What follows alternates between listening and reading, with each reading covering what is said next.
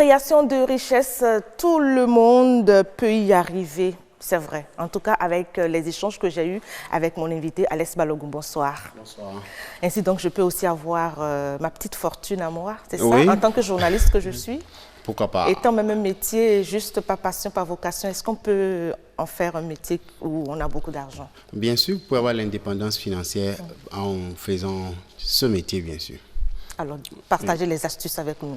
Oui, je vais d'abord dire que ce ne sont pas des astuces. Oui, les astuces ne suffiront pas parce que la richesse est un état d'esprit. Oui, la pauvreté aussi, c'est un état d'esprit. C'est une manière de penser.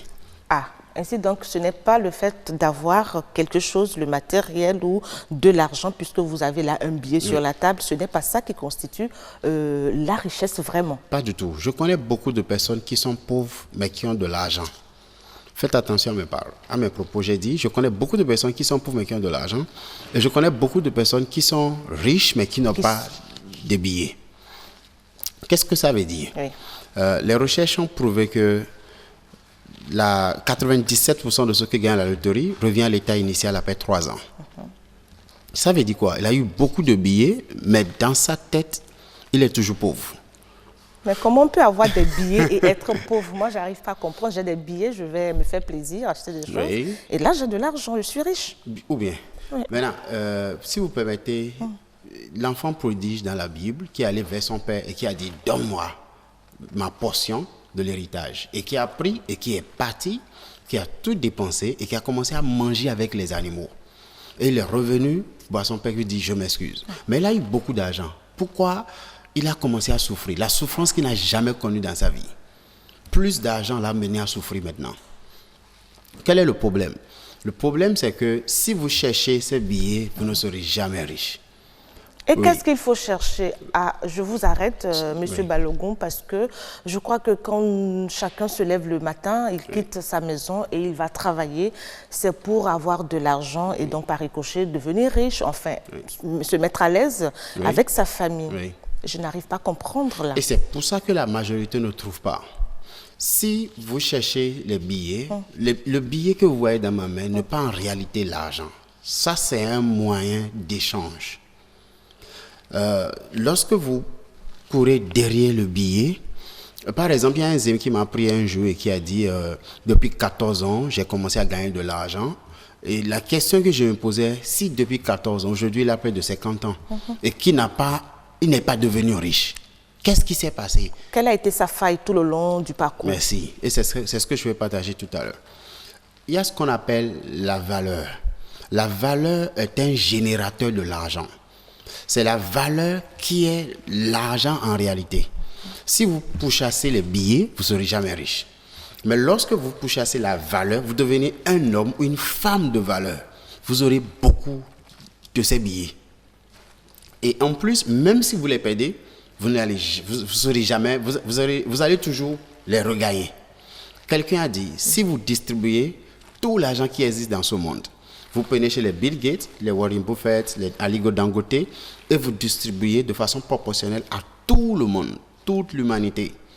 5 ans plus tard, l'argent va repartir vers les anciens propriétaires. Ça veut dire qu'ils réfléchissent autrement. Merci. Ils ont eu une façon de voir les choses. Ok, vous avez compris. Et ils font revenir leur billet. Vous avez compris. Ils ont une manière de penser. Ils ont un état d'esprit donné. Donc, Alex, plutôt que de courir après l'argent, il faudra courir après certaines valeurs. Exactement. Je préfère la valeur et non certaines valeurs. Ah, il n'y a qu'une seule valeur. Il y a la valeur. Il y a une différence entre la valeur et les valeurs. Mais lorsque vous avez les valeurs, vous pouvez avoir la valeur. Pratique. Quand je prends un mécanicien qui est au coin de ma rue, qui n'engrange, juste un exemple, que 5 000 francs par semaine. Exactement. De ces petits travaux qu'il effectue, il est à 5 000 par semaine et par mois, ça lui revient quasiment à 20 000 francs. Oui. Comment est-ce qu'il peut avoir créé la richesse? C'est très simple. La première des choses à faire, c'est d'avoir l'état d'esprit de la richesse. Et quel est cet état d'esprit? La première des choses, c'est que je me dis, la richesse est possible même avec ce que je fais. Oui, la richesse est possible. Donc, si d'abord, ce n'est pas possible dans son esprit, dans sa pensée, ça ne sera jamais possible dans ses mains. Donc, il faut qu'il croit que c'est possible, je peux créer la richesse. Ça fait un. La deuxième chose, il faut qu'il réfléchisse. Nous devons chaque fois réfléchir comme un vendeur. Ça veut dire quoi? La qualité du service que je vends, c'est la quantité de l'argent que je reçois. La qualité du service que je vends, que j'offre.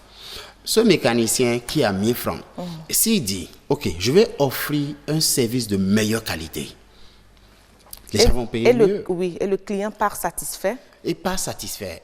Je vous dis même, la satisfaction de votre client, c'est un niveau. Mais un autre niveau, c'est l'émerveiller. Ne cherchez pas à satisfaire votre client. À l'émerveiller. À l'émerveiller. Parce qu'il cherche tout à fait déjà une satisfaction. Qu'on l'amène au-delà de ses attentes. Merci beaucoup. Parce que ses attentes, c'est déjà la satisfaction. Donc, lui donner la satisfaction, c'est encore rien d'extraordinaire. Il cherche déjà qu'on le satisfait. Mais donc, ce n'est pas encore ça. Mais lorsqu'il est émerveillé, qu'est-ce qu'il fait? Il parle à tout le monde. Tu imagines mon mécanicien? Je suis allé, j'ai amené ma voiture vers lui.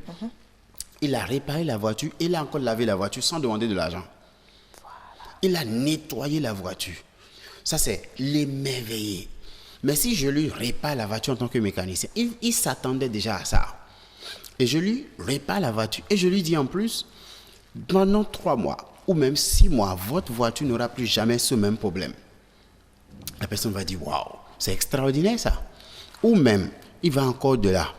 Il écrit sur une carte, merci d'être passé chez moi. Et il laisse ça dans la voiture. Le monsieur ne voit pas, c'est après qu'il remarque. D'accord. Ça, donc, c'est un peu aussi l'exemple d'une esthéticienne, par exemple, qui vous offre ses services et qui vous offre aussi du thé, du café. Oui. Et vous offre aussi un massage au passage. Vous allez en parler avec vos amis. Et là, qu'est-ce que vous avez fait? Vous allez envoyer plus de personnes. Et là, ça fait la richesse qui est en train d'être créée. Et il ne faut pas le faire juste une fois en passant. Il faut que ça devienne une culture. Mais ce qui est sûr, la richesse, là, c'est toujours, on finira toujours par obtenir les billets, qu'on le veuille ou non. Merci beaucoup. Il n'y a pas autre chose qui caractérise la richesse à part les billets. Un instant. Alex Balogun. Oui. Il y a beaucoup de personnes qui ont les billets aujourd'hui, mais qui n'ont pas, qui avaient des billets hier, mais qui ne l'ont pas aujourd'hui. Qu'est-ce qui s'est passé? Vous connaissez beaucoup de personnes. Ils n'ont pas su gérer, oui. Mais ça veut dire qu'il n'était pas riche dans son esprit. Il avait juste beaucoup de billets. Il n'était pas riche. Ça paraît drôle, mais c'est très sérieux. Oui. Moi, je connais beaucoup de personnes. Il y a des gens effectivement comme ça. Billets, qui avaient des voitures, mais aujourd'hui qui marchent. Alors, est-ce qu'on peut dire quelque chose à ces gens-là? Certainement qu'il y en a dans le lot qui nous écoutent, là, qui nous reçoivent. Alors, qu'est-ce qu'il faut faire pour que ces sous-là leur reviennent, un peu comme l'exemple de Dangote qu'on a donné tout à l'heure? L'argent finira par revenir à la case départ. Oui. Regardez, il y a les consommateurs, il y a les contributeurs.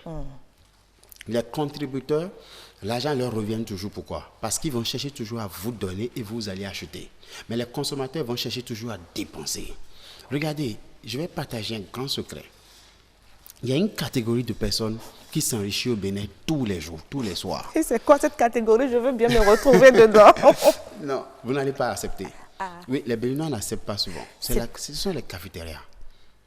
Ah oui? Tous les soirs. Les Monsieur Diallo. Merci beaucoup. Et consorts, tous les soirs, nous allons là-bas pour faire des dépôts de l'argent.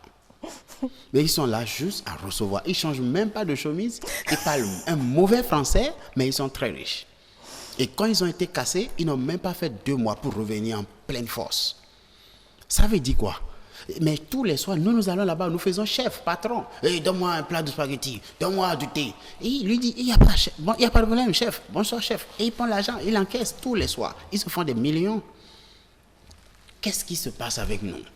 C'est que tous les jours, nous cherchons à dépenser, à consommer. Alors qu'il faut aussi produire. Il faut produire. Il faut penser comme un vendeur. Qu'est-ce que je peux mettre sur le marché et les gens vont acheter? Je crois que j'ai la réponse à ce que je voulais partager avec les amis téléspectateurs. Allez-y. Plutôt que de... Non, je parle de vos propos. Plutôt que d'acheter à consommer, il faut proposer. Oui, merci beaucoup. Il faut proposer, tout simplement. Il faut que vous créez quelque chose de la valeur que vous pouvez offrir. Des fois même, ce n'est pas un produit, c'est un service. Aussi bien le pauvre aujourd'hui que le riche. Hein? Sinon, l'argent va s'envoler, il va se volatiliser, il va partir. Aussi riche que Donald Trump est, il ne fabrique pas ses propres costumes. C'est clair. Ni ses chaussures. C'est clair. Aussi riche que le président Talon est, il ne fabrique pas ses costumes. Donc aujourd'hui, si on veut avoir de l'argent, c'est déjà d'imaginer ces vestes-là proposées à ces gens, à cette catégorie de personnes. Vous avez toujours quelque chose à offrir qui peut vous aider à créer la richesse. Ne cherchez pas l'argent. Cherchez la valeur. Et cherchez l'innovation à chaque fois. Oui, que les gens peuvent venir acheter chez moi. Et des fois, c'est votre talent. Ce n'est pas forcément un produit. Ça peut être le talent, la compétence, même l'expérience. D'où cet adage, soyez le meilleur, quoi que vous soyez. Si vous êtes mécanicien, faites toujours en sorte d'être le meilleur mécanicien. Vraiment le meilleur mécanicien. Oui. J'ai sorti un livre hier qui est « Ce que l'argent pourchasse ». C'est un livre en PDF que je donne. Effectivement, j'ai vu, je l'ai vu dans mon inbox, comme on dit. Oui. Donc, je pense que cherchez à créer quelque chose de la valeur, même si vous travaillez en tant qu'employé dans une entreprise. La quantité de l'argent qu'on vous paye, c'est en fonction de la qualité du travail que vous offrez. Merci beaucoup, Alex Donc, Balogun. si tous les jours, vous pouvez améliorer la qualité de votre service, qualité du travail, c'est déjà la création de la richesse. La création de la richesse. Merci beaucoup. Je crois que j'ai eu ma conclusion. Chaque fois que vous essayez de faire quelque chose de plus, de vous perfectionner, ne serait-ce que dans votre secteur d'activité, c'est une façon déjà, c'est un point de départ de création de richesse. Je crois que j'ai résumé vos propos, Alex Balogun. Oui. Merci beaucoup. Oui, je vous en prie. Je finirai par devenir coach aussi, moi aussi. un de ces quatre. Soyez bienvenue. Merci d'être venu nous voir, Alex Balogun, coach motivateur, la création de la richesse. Tout le monde peut y arriver.